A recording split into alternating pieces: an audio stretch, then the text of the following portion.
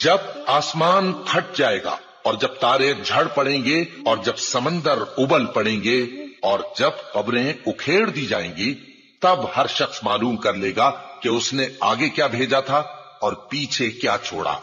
اے انسان، تجھ کو اپنے رب کریم کے بارے میں کس چیز نے دھوکہ دیا؟